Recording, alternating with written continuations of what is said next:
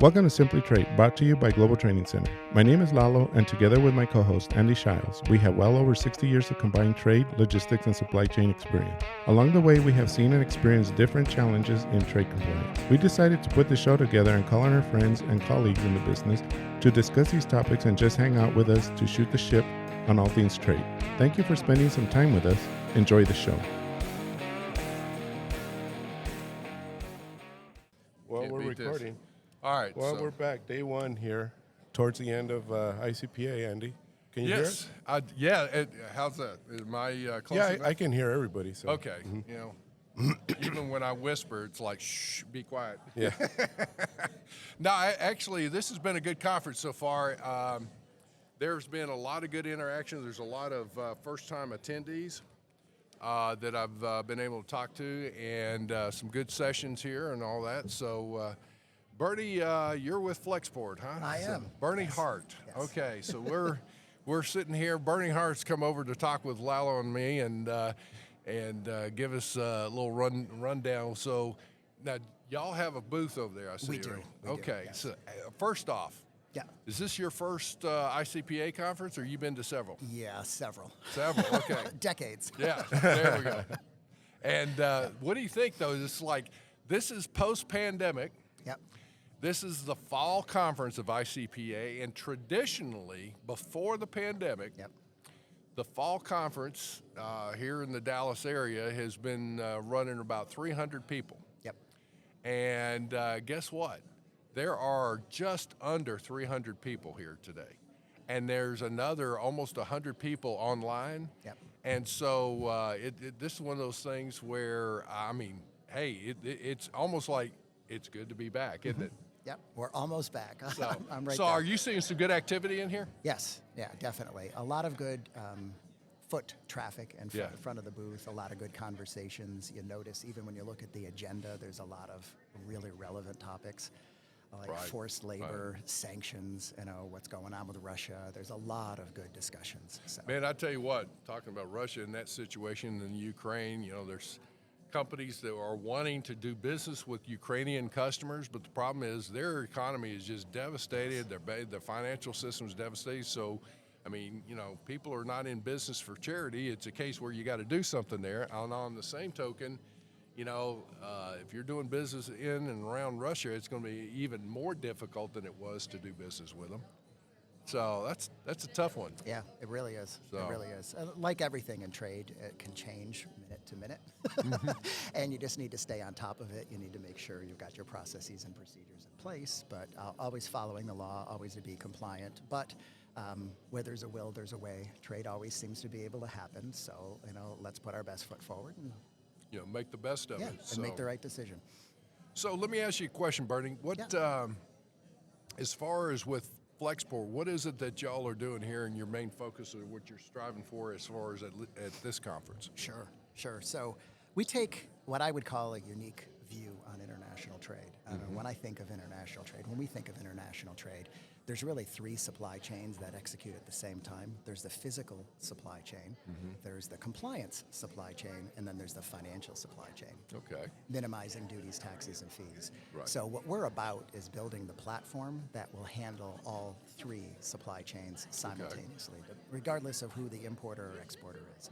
The importer is a buyer in every transaction. The exporter is a seller in every transaction. Sometimes they're a related party, sometimes not.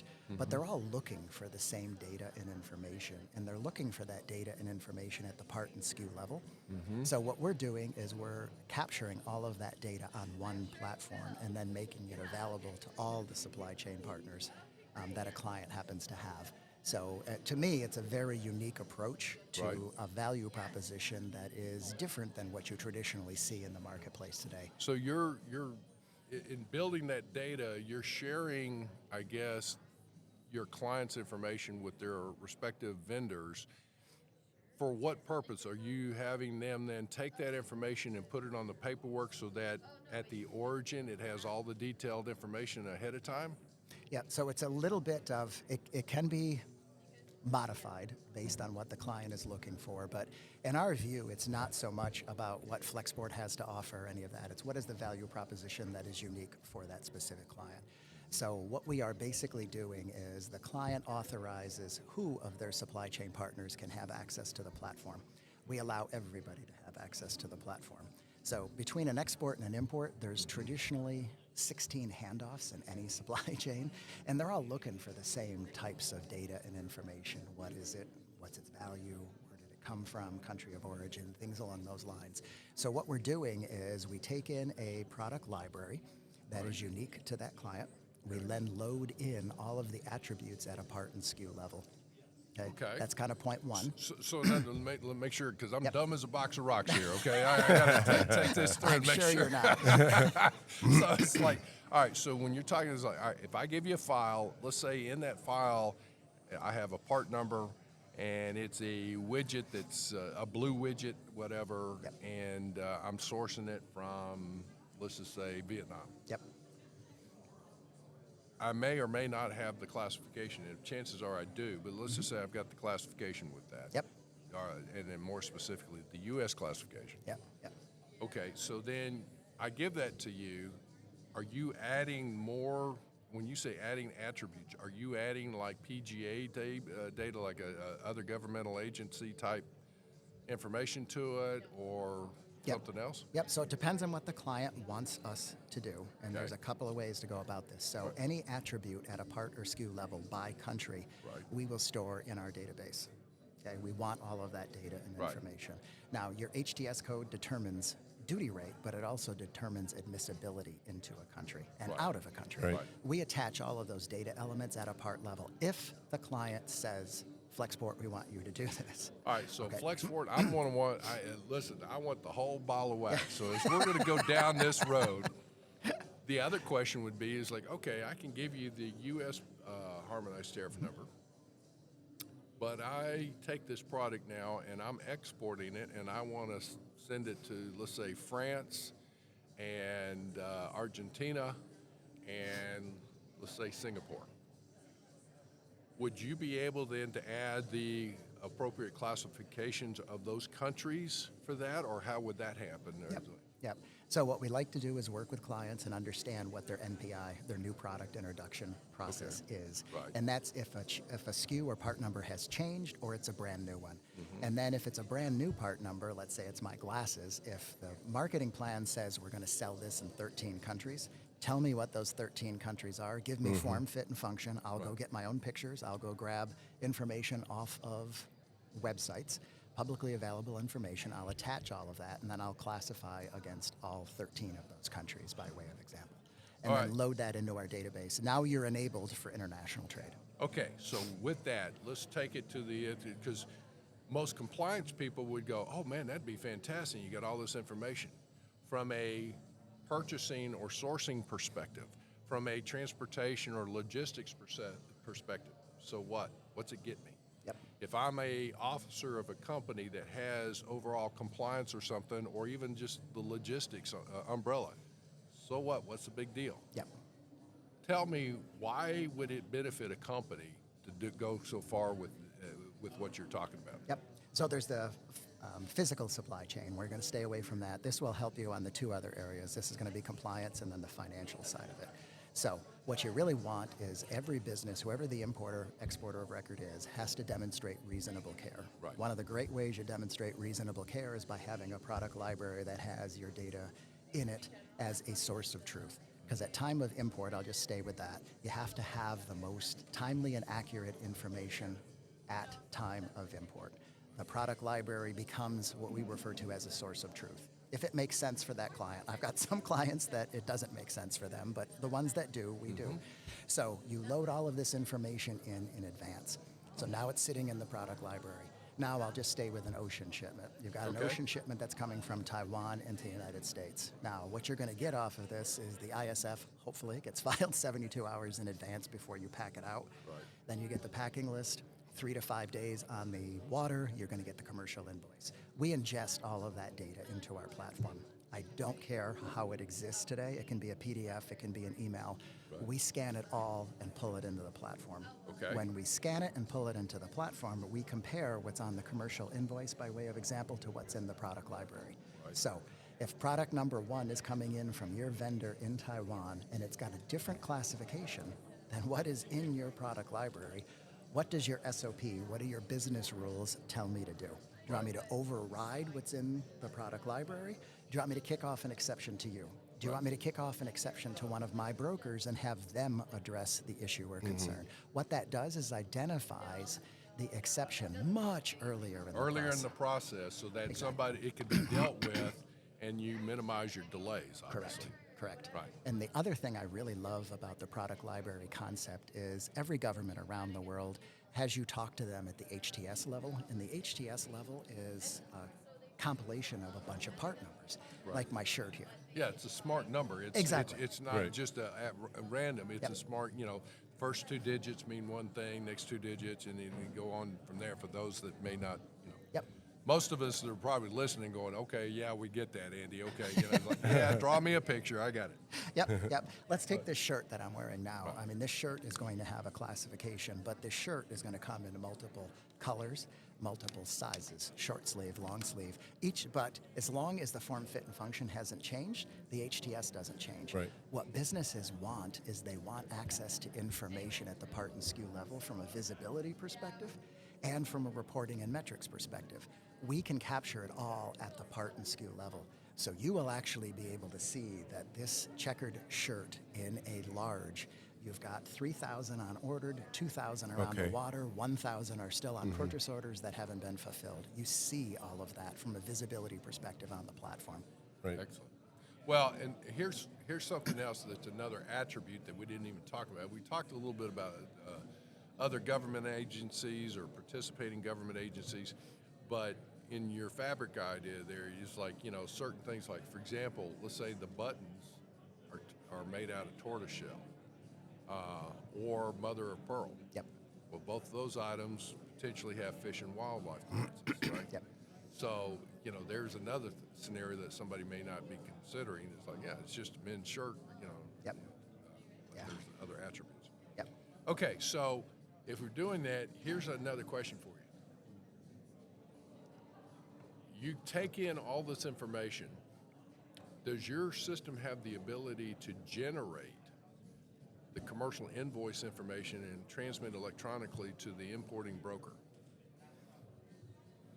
If Flexport is actually moving the freight, There's associated another with it. thing. Okay, yes. If Flexport is moving the freight, then we'll have access to data and information. It's usually our client supply chain partners. Right. So we set Flexport up as the remit to partner, or we tell their supply chain partners to send this data and information to us, and then we take it into the overall platform. Right. So what we're moving towards from a platform perspective is to allow this platform for everybody to use it. So if you're shipping, if Flexport is your freight forwarder, awesome. If Flexport is not your freight forwarder, awesome as well. You can still use the overall platform because it's all about the data flow as we've defined it. Hence the flexibility of Flexport. There you go. Ta-ting. Okay, gotcha. Yep.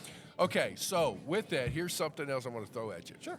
Is if you're being a service provider in that realm and all that, let's just say that you do get something from a vendor for one of your clients, the information comes in, and the classification is different on the paperwork. Yep. And the rule is that your client says, look, I want you to override that, provide the right information to the broker. All right, so that goes through and does that. What happens, though, about that original situation where the HTS number was wrong? Is there any kind of a warning flag or something that goes to your client to say, just let you know, we overrode this? Oops. You're good. I'm going to be like a bull in a china closet. I just hit something here. Anyway, would your system be able to flag that so somebody can follow up to find out why was there an incorrect HTS number on that? Correct. So everything for us comes back to reasonable care, the compliance side of this. So what we do is we sign off both parties on an SOP, and that SOP basically says, and you can do it by trade lane, you can do it by country, you can do it by business unit, but we want the client to define for us when that discrepancy happens, what do they want us to do? If they want us to override, we will override. Okay, but all those business rules get documented. You would sign off on it. I would sign off Right. on it. That's a living, breathing document. We need to address that constantly Oh, update yeah. it as the Yeah. business changes. Right. But what basically happens now, if we overrode that commercial invoice that came in, what you're going to see in the system is that it came in as 1, 2, 3, 4. It tripped this business rule. We changed it to 4, 5, 6. You'll see what it was originally and what we changed it to. Same thing in the product library. If a client authorizes me to go out and make the change, you'll always see there's Bernie's user ID on this date. This is what it was. This is what he changed it to. Or the field wasn't there before. It's now Fish and Wildlife. He had to attach another form. He did attach the form. It's now at the part number level. So the next time that comes in and that form gets tripped, nobody's have it, yeah. exactly. Yeah. You only have the exception once. Is really where we're going with this. So that's what we want to do, is define all of those business rules with our clients, and then automate as much of it as we possibly can. Well, there's a client that I had, a customer I had when I was in my old FedEx days, that was one of the most automated compliance areas I'd ever seen, and it was just phenomenal. And she had a very minimal staff, but had multiple. Is a global company. It was in electronics, in lighting, in medical devices, and probably a couple other things I'm not even aware of. And I was like, how in the world could you do all these things? And it was one of these things of building that, but it was in the days when you did not have platforms such as Flexport. Yeah. And it took her probably over a decade of constantly working on it and building these things up and getting control over all of it. So, it sounds like Flexport, your platform, would dramatically accelerate how quickly you could get a handle on your product lines and hopefully start eliminating exceptions. Yep. Because that's where, quite frankly, if you wait until the product arrives and then you're trying to figure out what it is and classify it, you got to, what did you call it with your a new product something? NPI, new product introduction. New product introduction. Okay, that's a new term for me, but I know exactly. It's like, if you're compliant, you got to get in there. This is one of those things where I always say, a part does not just happen. Yes. It takes weeks, if not months, for a new product to be entered into the inventory of a company. And so you got everything where it's being designed and looked at, and then is like, well, okay, we can design this. Is there a market for this? Mm-hmm. And as that's being done, it's like, what would we sell it for? So the financial things are going on as far as, what the sell price is. And then you got the sourcing, trying to find a place to manufacture it, whether domestically or foreign. Yep. And you got all these different issues going on, and you're putting it into the inventory, the customer order systems, and all those kinds of things are being added. And then the compliance people are kind of left out in the cold. And it's like, well, the only reason they're left out in the cold is you have not stepped up and inserted yourself enough into the process. So, Yep. having a company like having your platform there with Flexport sounds to me like it would help accelerate how quickly the effectiveness of a compliance group. Would that Yep. be a fair statement? Oh yeah. And listen, there's always parts you have to develop and are still, being worked out as you move forward. But the model is, in my opinion, it's very, very sound. Yeah. And it comes from reasonable care, and it comes from the standpoint of, I do a lot of work in retail. And from a retail perspective, what they usually do for the next season, let's say they've got 1,000 new products they're going to introduce. They may never introduce all 1,000. They may scale it back to 200. But what they want to know is exactly what you were talking about earlier. What's my classification? What are the other government agencies? Does it have turtle shell on it for the buttons or any of that stuff? They want to know that in advance. Yes. Then where we're going on the platform is we want to be able to do a predictive landed cost. We already do an actual landed cost. You want to compare the two and then give that back to procurement so they can make better business decisions. Well, and so where you're going, Bernie, is more of able to, with this data, if you will, that's trade-related data, you're actually able to do some strategic planning and discussions on should we, use this product and introduce it, or should we look at a different source? If we moved it from, Vietnam to Mexico or Canada or something else, is like, how does that change, like you were just saying, the landed cost on this, and is it worthwhile?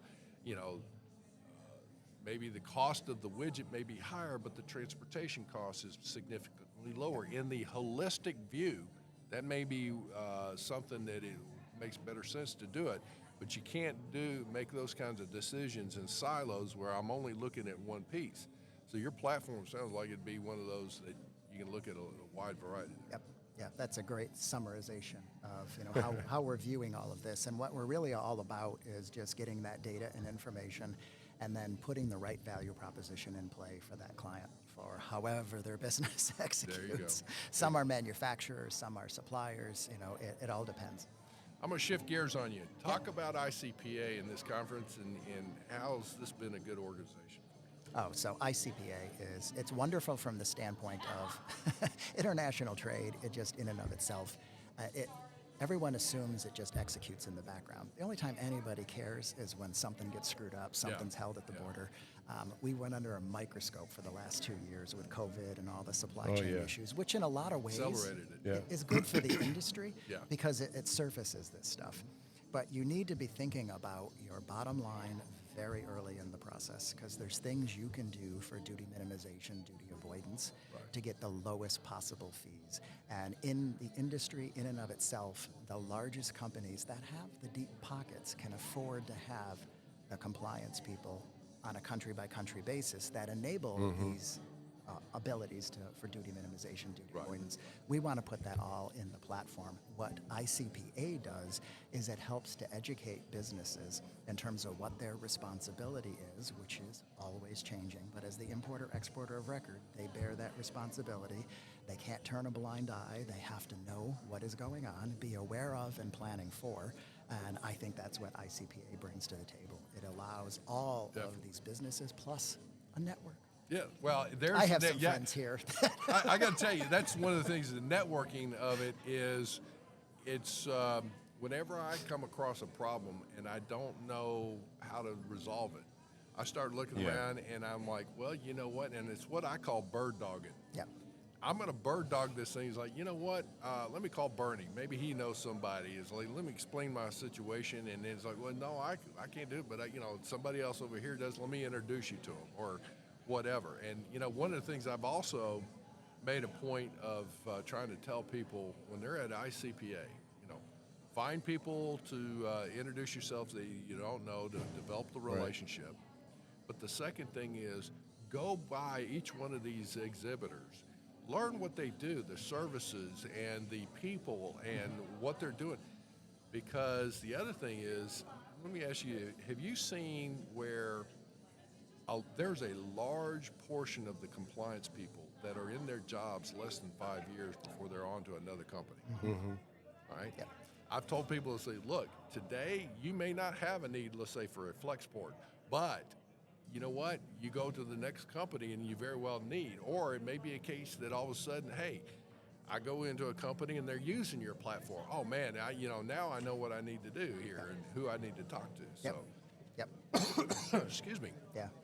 So, well, what could you offer as far as somebody, if they are considering going to an ICPA conference, and second to that, whether they should consider becoming a member of an ICPA organization? Yep.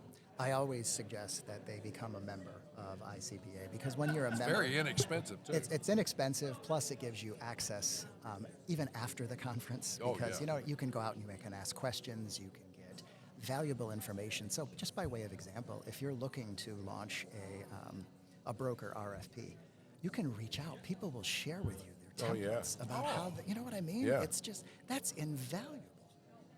So just that piece of it alone, plus you get access to all of the trainings, you get the recordings and stuff afterwards, because we all know you go to these, you sit in the meeting, you try to absorb as much as you can, but then you get home, it's like, what did she say? Yeah, I remember it was something good, but now I can't, I forgot to write it down. Now you can go back. Now you can go back and take a look at it. So I think organizations like ICPA go a long way with not only education, but helping businesses really understand compliance is not a necessary evil. I mean, it is to some extent, but you can turn that into a competitive advantage. Right.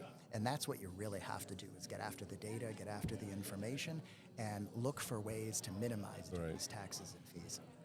In one of the presentations, somebody made the statement at the end of it was they said that the trade data is like the gold or the oil in the ground that you're trying to get out. Is like it is so valuable that if again, it's there. Even if you take, let's just say that it's using the analogy, it's gold. You have the gold, and if it's just sitting there, it's not doing you any good. But you got to take it and work with it, and analyze that, and utilize that, and apply what you're learning, and those kinds of things from the trends and all of that. Yep. And then it becomes invaluable. Yep. Right. Yep. So. And there's a whole bunch of, I mean, just stay with the United States. We have ACE, the Automated Commercial Environment. And with ACE, because of FOIA, Freedom of Information Act, as the importer of record can go and ask for 5 years worth of their import data that's stored with U.S. Customs, every business should be looking at that. Mm-hmm. Now, it matters what's on your broker's system, it matters what's on your system, but you need to do a three-way match. What Customs has, what your broker has, and what you have internally. You always need to keep an eye on that and manage that data and information. Now, I wish Canada is kind of moving in that direction. They've got their ACE Lite with CARM that's going to be coming out, which is great. They don't necessarily have FOIA, but that's okay. You can still get your data. Mexico has it. It's GLOSA. But that's about it on a global scale. But again, it all comes back to leveraging data and information. How can you leverage that to be a better corporate citizen, but also to drive more value in your supply chain? Because it's inventory in motion. So I got a question for you. We usually throw this at people. Bernie, if you could go back in time and talk to your 21-year-old self, what would be the key thing that you would tell yourself? The key thing that I would tell myself is that I'm not in it alone, that there are others that are trying to solve similar problems. The more we can do this in a collaborative environment, the more we could try and help each other, I think the better off everybody is going to be in that. That's why I like the mission that we're on right now, is to be able to share that data and information, because it's not just about the big guys. Whether it's a country, whether it is a business that has the resources at their fingertips, it's what can we do as a collective whole to make the situation better. And that's kind of, our mantra, our mission is make global trade easy for everybody. So that's really what I would be reminding myself. Be a team player. Exactly. Yeah. Yeah. Awesome. Excellent. Yeah. Excellent. Well, thank you, Bernie. We appreciate you coming over here and sitting with us. Thanks for having me. Shooting the breeze here a little bit with us. But I will say that, how long have you been with Flexport? I have been with Flexport for 3 years. Been in industry for 40. Yeah, it's like I've been around since dirt. It's like, oh, okay. It's one of those things, but it's this is a good group of people to be associated with. I will say that. So we're good. Yeah, Well, sure. sir, I appreciate you coming in with us. Lalo, we got anything else here? No, I think that's it. Thanks, Bernie. Yeah, This was awesome. Thank you. Appreciate it. Awesome.